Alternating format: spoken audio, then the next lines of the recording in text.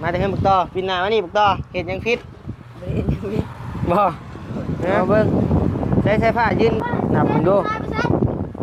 เอาแล้วก็ซื้อกินแล้วว่าหมอน้อยเหลือ400,000บ่รีให้500,000แล้วมื้อใดสิมาอยู่น้ำน้องบางทีก็มื้อแรงก็ออกมาสัญญาบ่โดยสัญญาก็ไม่บ่นะ ยังบ่มั่นใจสัญญานะคันบ่มาแหละ สิเฮ็ดได้หยังมาบ่คันบ่มาสิเข้าไปนำตีพร้อมโอ้ยบ่คันบ่มานี่ขออนุญาตจาก FC แล้วนี่คันบ่มาปั๊บ100,000บ่ปั๊บนะสิตีอย่างเดียวเนี่ยบ่จะแพงบ่อ้ายเจ้าเขาบ่แพงอยู่ฮะตอบบ่ได้ลังเลบ่ได้ถามโตว่าบ่ฮู้ตกลงไผแพงไผนี่ ถ้ามันมี100เฮาก็ประมาณ30ไปมี100แพงน้อง30ตายสายฟ้าเด้จ้ะมี100แพงเท่าใด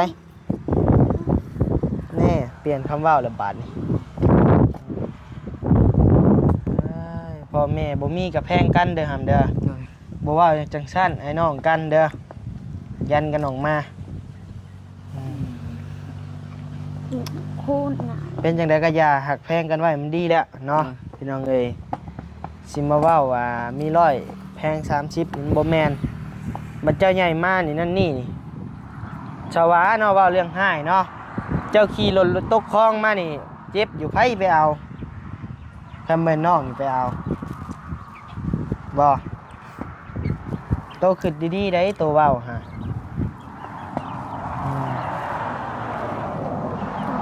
มัดในคนนี่บักต่อยังบ่แพงโตสำน้อง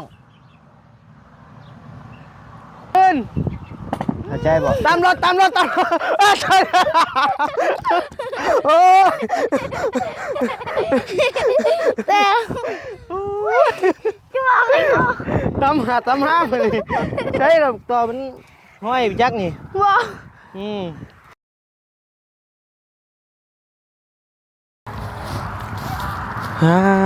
ตัวพี่น้องเอ๋ยเนาะเปิดคลิปเปิดภาพมาบาดนี้พี่น้องเอ๋ยเนาะอยู่เฮือนอยู่ซ่านน้องสายฟ้าแลบเด้อพี่น้องเด้อเนาะมาเยี่ยมมายามเพิ่นพี่น้องเอ๋ยมาอัปเดตเพิ่มเติมให้พี่น้องได้เบิ่งได้ชมนำกันพี่น้องเอ๋ยมามื้อนี้ก็แปลกหูแปลกตาอีกแล้วพี่น้องเอ๋ยตัวนี้พี่น้องเอ๋ยเนาะว้า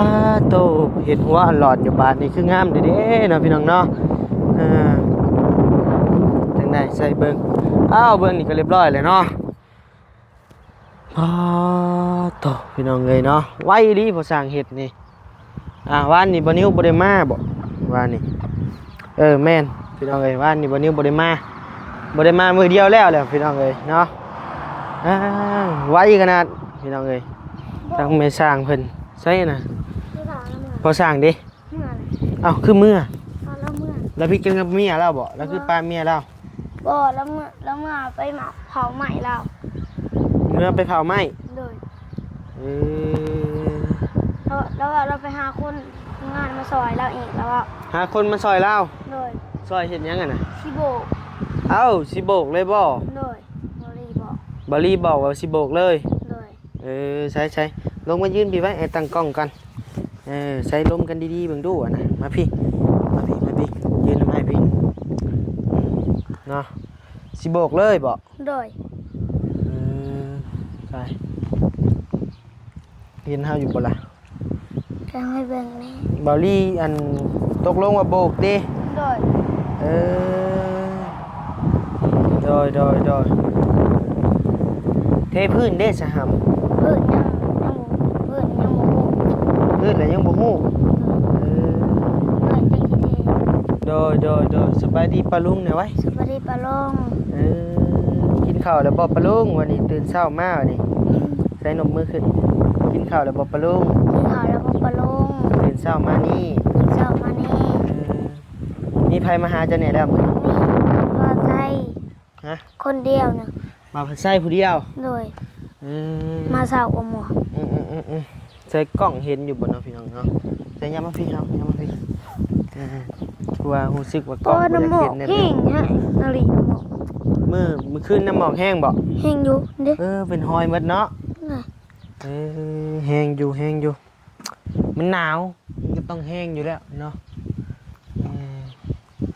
สบายดีปะลุงเด้อเนาะมาทุกคู่ทุกคนบ่ว่าอยู่ฝั่งลาวฝั่งไทยและก็ต่างประเทศเด้อพี่น้องเด้อเนาะสบายดีและสวัสดีมาทุกคู่ทุกคนเด้อพี่น้องเด้อเนาะยินดีต้อนรับเข้าสู่ช่อง YouTube บ่าวนิวสะพานบุญเส้นเก่าเส้นเคยนะพี่น้องเนาะเปิดคลิปมาบัดนี้ก็อยู่กับน้องสายฟ้านะพี่น้องเนาะสายฟ้าแลบพี่น้องเอ้ยเรือนชานน้องเพิ่นก็ฮอดขั้นก่อแล้วเรียบร้อยนะพี่น้องเนาะถือว่าปิดจ็อบไปเรื่องก่อพี่น้องเนาะปิดจ็อบเรือนน้องสายฟ้าเรื่องก่ออิฐนะพี่น้องเนาะเรื่องบล็อกกับเรือพี่น้องเอ้ยเนาะบล็อกกับเรือหลายเติบเนาะประมาณ50กว่าพุ่นแหละเนาะก็บ่เป็นหยังพี่น้องเอ้ยพอดีอยู่เพื่อก่อบันไดขึ้นนะพี่น้องเนาะก่อบันไดนี่บันไดหน้าพุทธไปบันไดบันไดหลังบ้านพี่น้องเอ้ยกับบันไดห้องน้ำก็พอดีอยู่นี่พอดีเหมาะเจาะเลยพี่น้องเอ้ยเนาะจังบาลีเอามาก็ได้ใช่จะสิหอนทรายบ่ เป็นไง หอนเป็นบ่ เป็น บุญทวีบ่มาไปเลย3 มื้อแหละ หน่อย30,000เลย จะผากถึงบุญทวีดูสิบอกว่าในใดมาไวเด้อวะนี่บ่มาเลยคอยเอามาได้เฮือนนี่วะนี่ลองบอกดู4 รอดนี่ 4 รอดสิมาแล้วมาได้วะนี่บ่มาคอยเอามาได้วะนี่ ขึ้นกับภาษาโทรหากายยืนมอเตอร์ อยู่เฮือนมอตอ เลย เป็นจังไดเป็นผู้บ่าวผู้สาวกับมอตอบ่เนาะพี่น้องเนาะหรือแนวใดเดี๋ยวพากันไปร่มสาวงามพี่น้องเอ้ยงั้นน้องสายฟ้าเพิ่นคุณทวีนี่จักเป็นคนแนวใดพี่น้องเอ้ยเนาะตามอารมณ์ผู้หญิงคนเดียวก็ได้เนาะสิว่าแนวใดเนาะตอนบอกตอนสอนน่ะคือหัวพังคือคนหูจักความนี่พอแต่ลบหน้าเฮาแล้วพี่น้องเอ้ยไปให้กูมาติดเชิงขอโทษขออนุญาตนำเด้อพี่น้องเอ้ยว่าภาษาบ้านๆแล้วได้พี่น้องเอ้ยสุดแต่อยากสอนสุดแต่เว้าพี่น้องเอ้ยบุญทวีนี่เนาะสุดแต่บอกแต่กะบ่พังคือเก่ายามเฮ็ดเวียกยามเฮ็ดหยังก็คืออยู่พี่น้องเอ้ยเนาะ พอแต่ลบหน้าไปบาดนี่ไปเอาหลอดพี่น้องเอ้ยเหลือแต่สายฟ้าใหญ่มาจะสิเป็นคนแนวนั้นบ่ รอ หึ รอ บ่สัญญากับอ้ายมาเกี่ยวก้อยมาเกี่ยวก้อยสัญญาว่าใหญ่มาสิบ่เป็นคนชั่วบ่ว่าดูโดย เออซื้อไว้เด้อพี่น้องเด้อเนาะ มันจะหอนซ่าอยู่ไร คะแนนจะเป็นชั่วอันคนชั่วแล้วเจ้าอนุญาตให้ไอ้ตีบ่บ่ เขาก็จุเพื่อน เอาขยุเพื่อนโอเคนะพี่น้องเนาะโอ้ลงน้ำเพิ่นบ่ได้หัวพี่น้องเลยใช้รถถีบเด้เชื่อไปป้าเป็นนั่น เขาปะเมียนมือขึ้นนี่เด้ บ่มีแม่เพิ่นบอกขี่แล้วเอาเข้าเมียนอยู่ในเด้อ แล้ววันแล้วเขาจอดไว้อยู่นี่แล้วบริเราเอาไม้เราเอาไม้48แล้วบริซื้อไม้48นะมาเอาเลยแล้วให้ผู้สั่งตัด เข้ามาพี่ ที่ไหนจอดนี่ บัดเจ้าขี่แล้วเจ้าเข้าเมียนในห้องเด้อหำเด้อ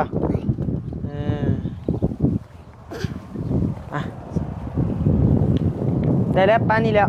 มันแจ้งแล้วมันแจ้งแล้วป้าเป็นนอกคำเมียนคำดีๆโอ้ยเบาะรถก็ได้เพลเลยเดี๋ยววันนี้หาซื้อน็อตมาแป้งเป็นก่อน น็อตทั้งหนุ่มนี่มันรุดแหละ โดยใช้คำขึ้น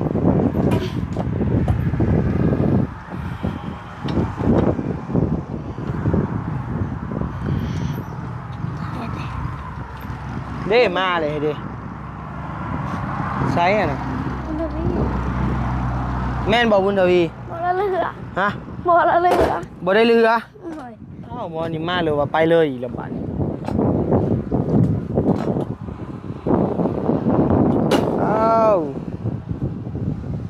ไซน่ะไปฮอดไซ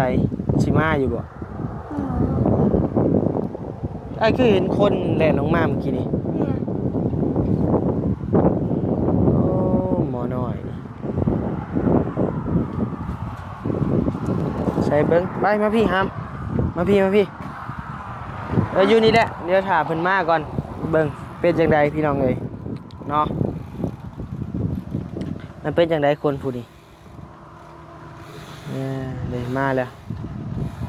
สิ่งไว้ซ้ำรถจักรกับรถจักรไผอ่ะนะ แล้วจักหมูเพิ่นนะ ใช่ เจ ไหม อเป็นคือเฮาคือเมื่อวานนี่ มา นะ พี่เอ้ามากับบักต่อลีบาทดิมาพี่มาหาไอ้พี่มาบักต่อมาพี่ คือไปอีกแล้ว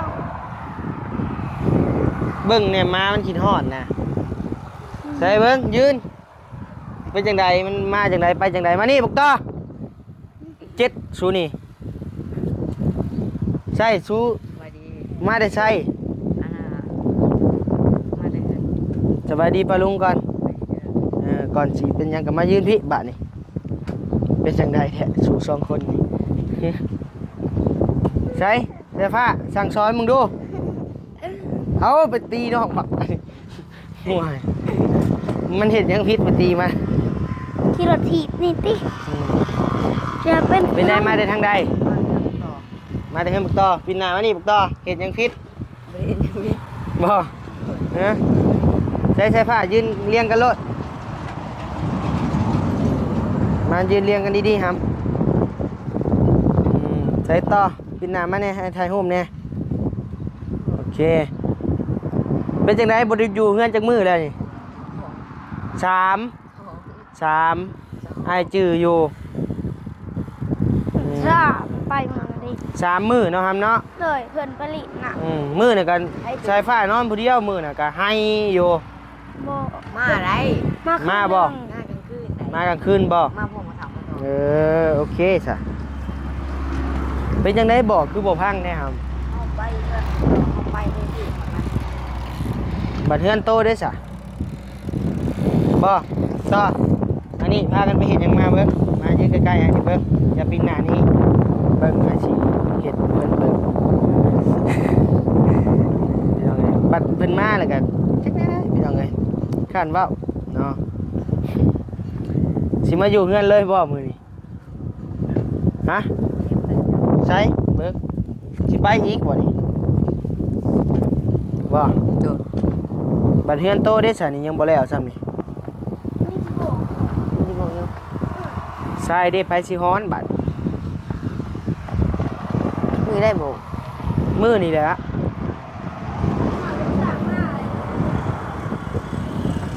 โตเป็นจังได๋เฮือนโตหรือโตบ่อยากเฮ็ดไปเฮ็ดเฮือนหมู่ใช้เงินบ่ลีเอาให้เรือดอกเรือเท่าใด 400,000 เรือ400,000เอามาเบิ่งนับเบิ่งดูเอาแล้วก็ซื้อกินแล้วว่าหมอน้อย เช่นค่ะ เรือ400,000บ่ลีให้500,000โอเคยังเหลืออยู่ ไม่ทำเสียหาชิปยังก็หาชิปคุณเขา เงินจะเสียอีกแล้ว บ่เอาเสียประกันภัย เด็ก ยังมีกระบะ น้องเสียประกันภัยเอาเงินให้น้องนี่แม่น้องก็บ่มีเงินใช้ฮะ เขามีแล้วหาชิปคือเก่า 50คือเก่า หัวเหลียวหา อืม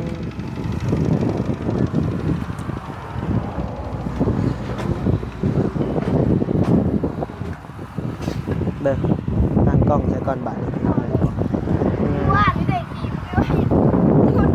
หยุดอย่าไปใช้พักต่อวันนี้เทพื้นเห็นยังเฮือนน่ะ ฮะ เทพื้นเห็นยังบ่เทเห็นยัง เฮ้ยพื้น ไปพายไปเบิ่งไป มันเท่แท้บ่แท้บ่ อัดคลิปให้เบิ่งก็ได้ บ่อันนะอยากไปเบิ่ง ไป ว่าอยากซื้อเจ้าคือบ่เห็นเฮือนเจ้ามันแล้วก่อนจะไปเห็นเฮือนหมู่ครับบ่ บ บ่ อกเป็นจังได้ ฮะ พูดให้แล้ว ได้ปินหน้ามาว่ามาดีๆเด้อบ่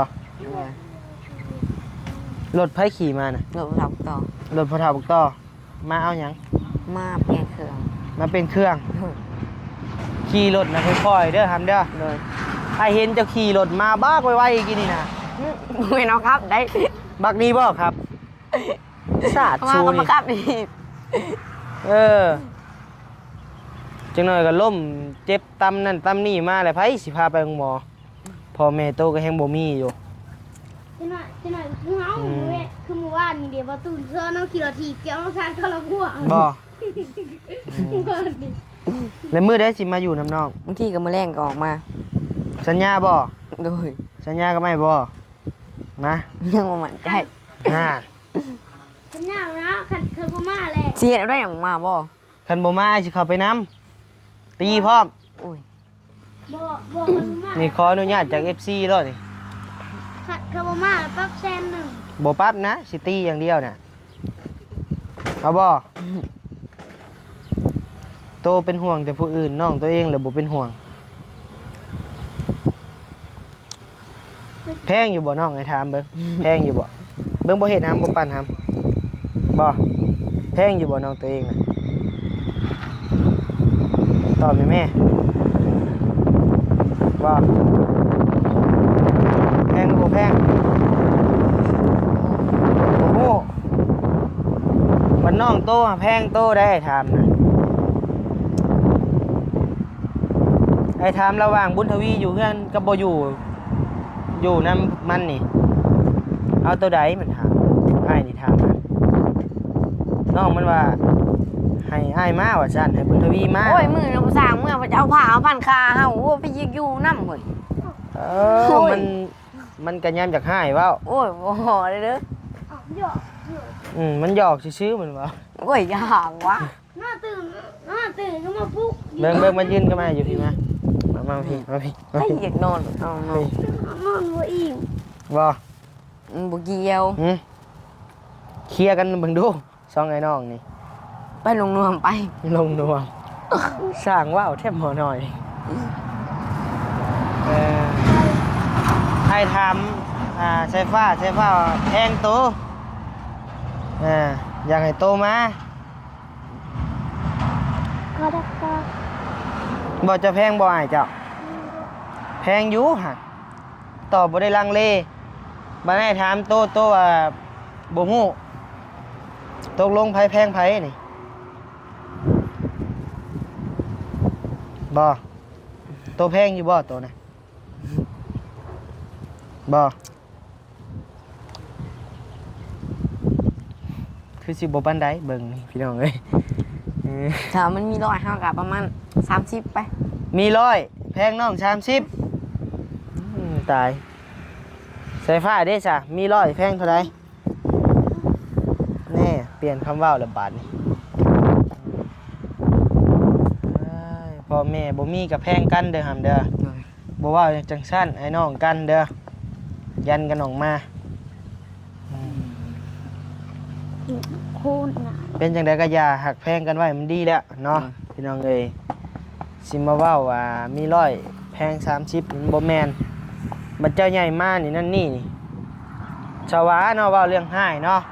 เจ้าขี่รถตกคลองมานี่เจ็บอยู่ไผไปเอาทำแม่น้องนี่ไปเอาบ่โตขึ้นดีๆได้โตเว้าฮะ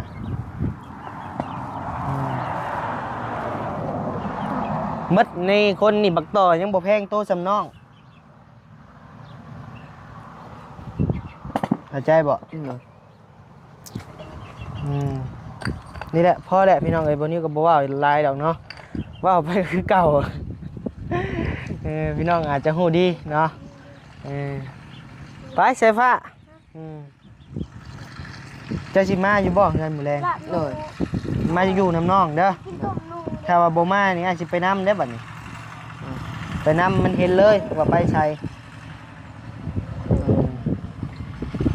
โอเคเนาะสิไปเทพื้นซอยหมู่บ่มื้อนี้ เลย เอาแล้วแต่เนาะพี่น้องเนาะ ใส่ผ้าเฮ็ดหยังอะนะ แล้วกันจะมันรอเยอะ บ่ได้ฮู้เรื่องพี่ซังเนาะพี่น้องเอ้ยไปหาเปลี่ยนเครื่องอาบน้ำดีๆก่อน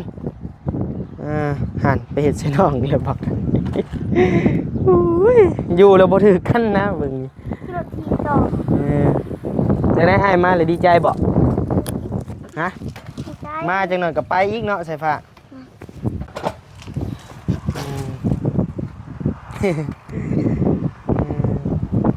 เมื่อวานนี่เกี่ยวมาสั่นลงคลองเมื่อวานนี่กัน มีแต่ต่อมานี่อาชีพว่ามา ต่อ ถ้าว่าไปเด้อหามเด้ออย่าพากันไปหาเห็ดโลเลเด้อไอ้ขอแต่อย่างเดียวอย่าสูบยามาอย่าสูบยาเด้อ ต่อ ว่าบ่ได้พี่น้องเอ้ยเนาะจังน้อยว่าไปเห็นผู้ใหญ่เพิ่นร้องว่า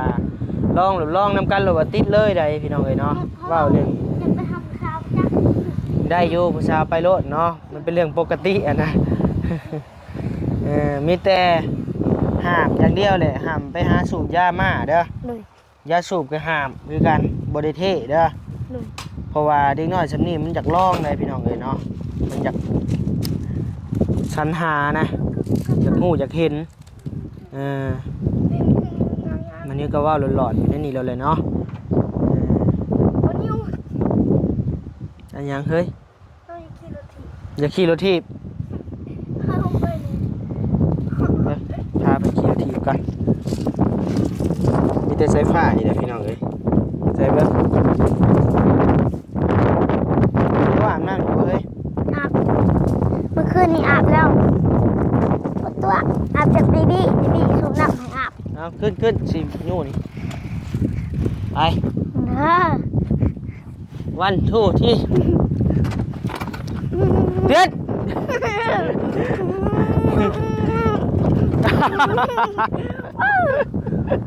ไปตามหยังก่อนไหมนะผู้ขี่ออกไปผูกหางไป โอเคเอาเข้าตรงนี้ก่อนไป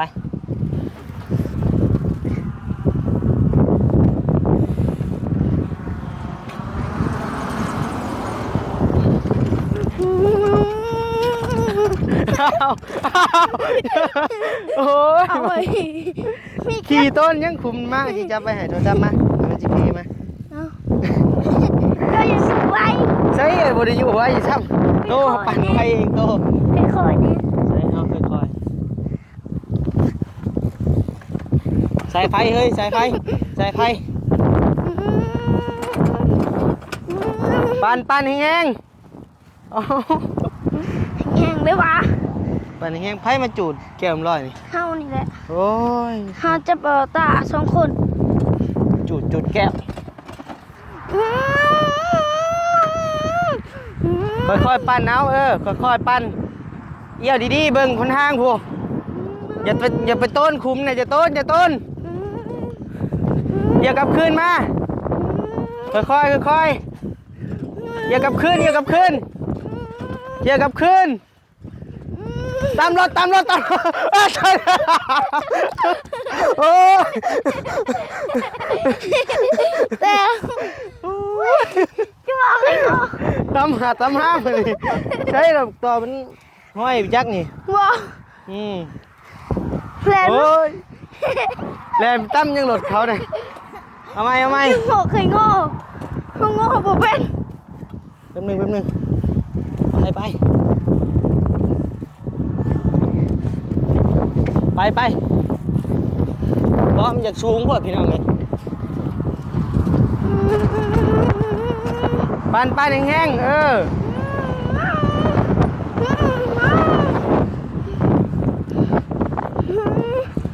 ซ้อมมันขี่รถพี่น้องเลยเริ่มเป็นแล้วเชียร์แต่ขาบ่ถึงนิดนึง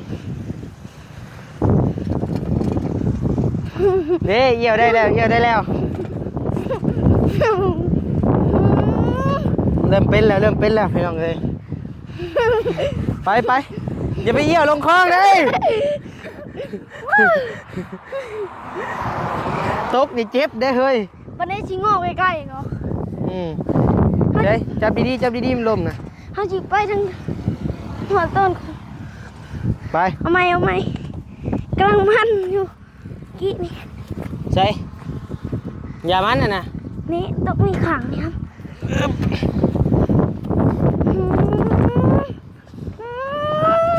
เอาเดี๋ยววันนี้สอนเพิ่นขับรถขับล่างก่อนพี่น้องเลยเนาะ สัตว์ เดี๋ยวมาพอกันคลิปใหม่เด้อพี่น้องเด้อเนาะสำหรับคลิปนี้ทางบานิวกับจีได้ลำลาพาจากเพื่อนสมนิเด้อพี่น้องเด้อเนาะ ขอบมกขอบใจผู้รักผู้ใหญ่ FC ทุกท่านเด้อพี่น้องเด้อเนาะที่เข้ามาหักชมคลิปบานิวโดยตลอดมาเนาะบานิวก็ขอบมกขอบใจหลายๆขอให้พ่อแม่พี่น้องอยู่ดีไม่แห้งความเจ็บบ่ให้ได้ความไข้บ่ให้มีปรารถนาสิ่งใดขอให้ได้สิ่งนั้นสมความมุ่งมั่นปรารถนาอย่าเจ็บอย่าจนร่ำรวยๆเด้อพี่น้องเด้อเนาะสบายดีปะลุง สวัสดีปะลุง โดย